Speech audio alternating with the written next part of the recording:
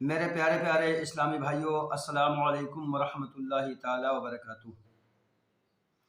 کیا پیشاب کا قطرہ لگ جانے سے یا پیشاب کا قطرہ آ جانے سے یا دھات کا قطرہ آ جانے سے، دھات آ جانے سے یا نالی کی چھینٹیں پڑ جانے سے غسل بندے پر فرض ہو جاتا ہے؟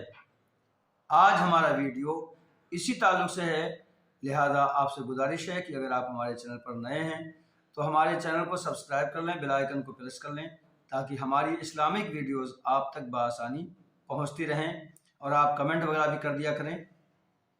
میرے پیارے اسلامی بھائیوں، جیسا کہ عوام میں مشہور ہے، اگر پیشاب کا قطرہ آیا ایسی حالت میں کہ پیشاب کر کے نکلے اور محسوس ہوا کہ ہمیں پیشاب کا قطرہ آ گیا ہے،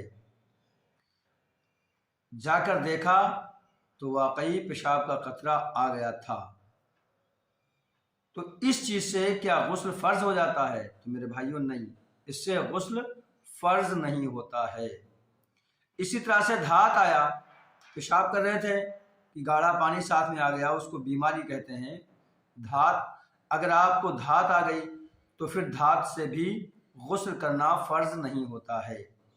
اسی طرح سے اگر نالی کی چھینٹیں، آپ نالی کے کنارے کنارے جا رہے تھے، روڈ پہ جا رہے تھے، آپ نالی کی چھینٹیں آپ کے کپڑوں پر پڑ گئیں یا آپ کے بدن پہ پڑ گئیں، تو جس جگہ پر نالی کی چھینٹیں پڑی ہیں یا جن کپڑوں پر نالی کی چھینٹیں پڑی ہیں ان کپڑوں کو آپ ہٹا دیں، اور جہاں پر جسم کے جس حصے پر نالی کی چھینٹیں پڑی ہیں اس حصے کو دھو ڈالیں۔ آپ پر غسل کرنا فرض نہیں ہے، ان چیزوں سے غسل کرنا فرض نہیں ہوتا ہے۔ اسی طرح سے بچے کو اپنے گود میں لے رکھا تھا، بچے نے پیشاب کر دیا، تو اب بچے کے پیشاب سے کیا جسم ہمارا ناپاک ہو جائے گا؟ میں یہاں پر ایک بات روک کر آپ کو یہ بتا دیتا ہوں کہ عوام میں جو مشہور ہے کہ چھوٹے بچے کا پیشاب پاک ہے، تو ایسا نہیں ہے میرے بھائی۔ ہر ایک کا پیشاب پیشاب ہوتا ہے۔ پیشاب کے لگ جانے سے ہم کو جسم دھونا اپنا فرض ہے، ضروری ہے۔ اگر ہم اپنے جسم کو نہیں دھوئیں گے تو پھر نماز پڑھیں گے تو ہماری نماز نہیں ہوگی۔ اب کسی کو پیشاب کے بعد قطرے آنے کا مرض ہی لاحق ہوتا ہے، تو وہ کیا کرے؟ اس کو چاہیے کہ وہ انڈر ویئر کا استعمال کرے۔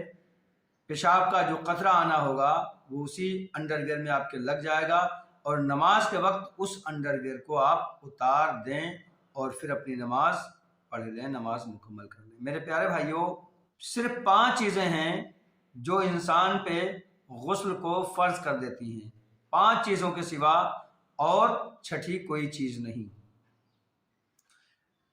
جن میں سے 3 چیزیں مردوں میں پائی جاتی ہیں، مردوں کے تعلق سے ہیں، اور 2 چیزیں صرف عورتوں کے تعلق سے ہیں۔ مردوں کے تعلق سے جو ہے وہ نمبر 1 احتلام کا ہو جانا۔ بندہ سو رہا تھا، اس نے خواب دیکھا یا نہیں بھی خواب دیکھا، سوتے میں اگر منی نکل گئی تو پھر بندے پر غسل کرنا فرض ہو جائے گا۔ بغیر غسل کے نماز پڑھے گا تو نماز نہیں ہوگی، الٹا اور گنہگار ہوگا، اور اگر نماز کو ہلکی جان کے پڑھے گا، جان بوجھ کر پڑھے گا، تو پھر کافر بھی ہو جائے گا۔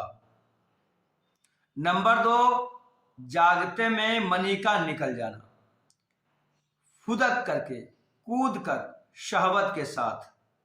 اگر شہوت کے ساتھ منی نکلی ہے جاگنے کی حالت میں تو پھر بندے پر غسل فرض ہو جائے گا، اور اگر شہوت کے ساتھ نہیں نکلی ہے، دھات آ رہی ہے، پیشاب کرنے گیا تو نکل گئی، جیسے کہ بوجھ اٹھایا تو نکل گئی، اوپر سے نیچے کی جانب اتر رہا تھا تو نکل گئی، مطلب شہوت نہیں آئی، کود کر نہیں نکلی، یوں ہی نکل گئی منی، اسے دھات کہا جاتا ہے، وہ مرض میں اس کا شمار ہے، لہذا ایسی حالت میں بندے پر غسل کرنا فرض نہیں ہے۔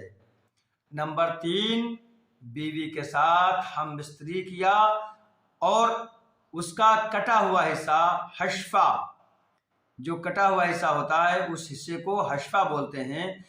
حشفہ اگر عورت کی شرمگاہ میں داخل ہو گیا تو پھر اب منی نکلے یا نہ نکلے، شوہر اور بیوی دونوں پر غسل کرنا فرض ہو جائے گا۔ یہ 3 چیزیں تو مردوں کے تعلق سے ہوئیں، اور چوتھی چیز ہے یہ عورت کے تعلق سے، یعنی حیض کا آ جانا۔ MC جب MC آتی ہے تب سے لے کر جب تک ختم نہ ہو جو اس کی مدت ہوتی ہے، MC کی جو مدت ہے وہ کم سے کم 3 دن اور زیادہ سے زیادہ 10 دن۔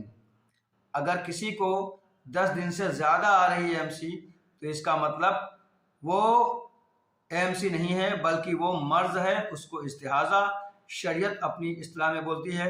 لہذا جب اس کی MC کی مدت پوری ہو جائے تو انہی دنوں میں وہ غسل کر لے۔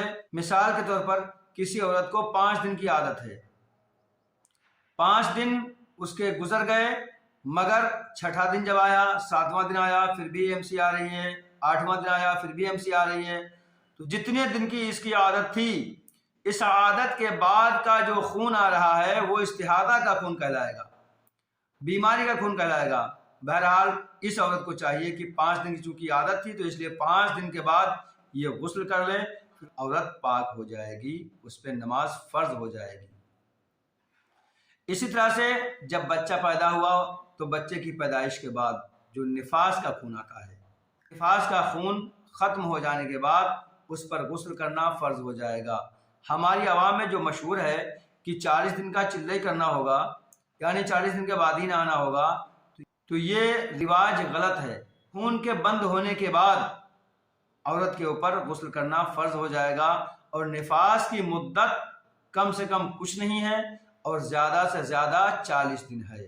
اگر عورت کو 40 دن کے بعد بھی خون آ رہا ہے تو پھر 40ویں دن وہ نہا لے، پھر اب وہ پاک ہو گئی اور وہ نماز پڑھے، اس پہ نماز پڑھنا فرض ہو گیا۔ میرے پیارے بھائیوں، میرے چینل کو سبسکرائب کر لیں، بیل آئیکن کو پریس کر لیں اور کمنٹ وغیرہ کر دیا کریں۔ السلام علیکم ورحمۃ اللہ تعالیٰ وبرکاتہ۔